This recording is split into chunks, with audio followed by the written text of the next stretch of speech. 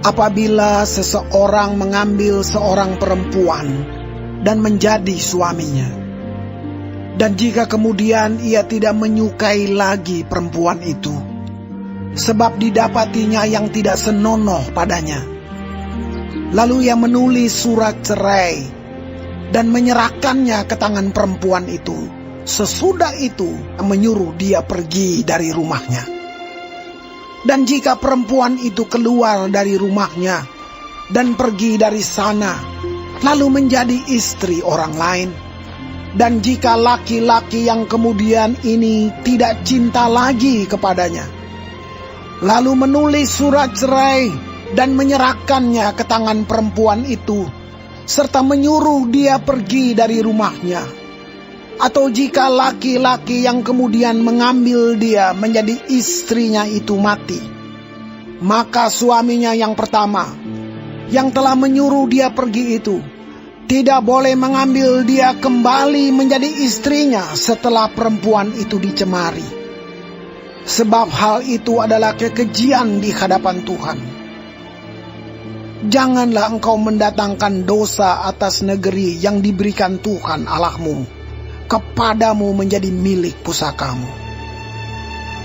Apabila baru saja seseorang mengambil istri, janganlah ia keluar bersama-sama dengan tentara maju berperang, atau dibebankan sesuatu pekerjaan. 1 tahun lamanya ia harus dibebaskan untuk keperluan rumah tangganya, dan menyukakan hati perempuan yang telah diambilnya menjadi istrinya. Janganlah mengambil kilangan atau batu kilangan atas sebagai gadai, karena yang demikian itu mengambil nyawa orang sebagai gadai. Apabila seseorang kedapatan sedang menculik orang, salah seorang saudaranya dari antara orang Israel, lalu memperlakukan dia sebagai budak dan menjual dia, maka haruslah penculik itu mati. Demikianlah harus kau hapuskan yang jahat itu dari tengah-tengahmu. Hati-hatilah dalam hal penyakit kusta, dan lakukanlah dengan tepat segala yang diajarkan imam-imam orang Lewi kepadamu. Apa yang kuperintahkan kepada mereka, haruslah kamu lakukan dengan setia. Ingatlah apa yang dilakukan Tuhan Allahmu kepada Miriam pada waktu perjalananmu keluar dari Mesir. Apabila engkau meminjamkan sesuatu kepada sesamamu, janganlah engkau masuk ke rumahnya untuk mengambil gadai daripadanya. Haruslah engkau tinggal berdiri di luar, dan orang yang kau beri pinjaman itu haruslah membawa gadai itu keluar kepadamu. Jika ia seorang miskin, janganlah engkau tidur dengan barang gadaiannya.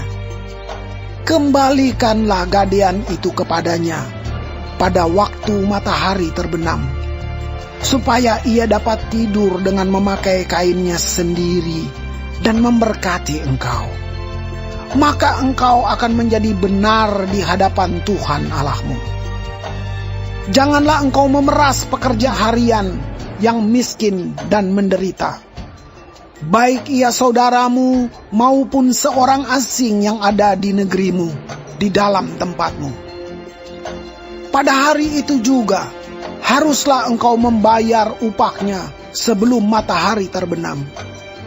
Ia mengharapkannya karena ia orang miskin, supaya ia jangan berseru kepada Tuhan mengenai engkau, dan hal itu menjadi dosa bagimu.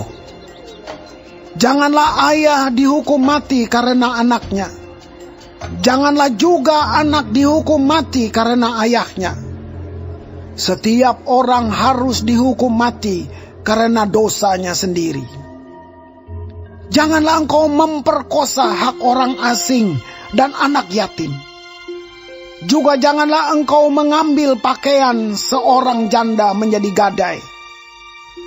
Haruslah kau ingat bahwa engkau pun dahulu budak di Mesir, dan engkau ditebus Tuhan Allahmu dari sana. Itulah sebabnya aku memerintahkan engkau melakukan hal ini. Apabila engkau menuai di ladangmu, lalu terlupa seberkas di ladang, maka janganlah engkau kembali untuk mengambilnya. Itulah bagian orang asing, anak yatim, dan janda, supaya Tuhan Allahmu memberkati engkau dalam segala pekerjaanmu. Apabila engkau memetik hasil pohon zaitunmu dengan memukul-mukulnya, janganlah engkau memeriksa dahan-dahannya sekali lagi. Itulah bagian orang asing, anak yatim, dan janda.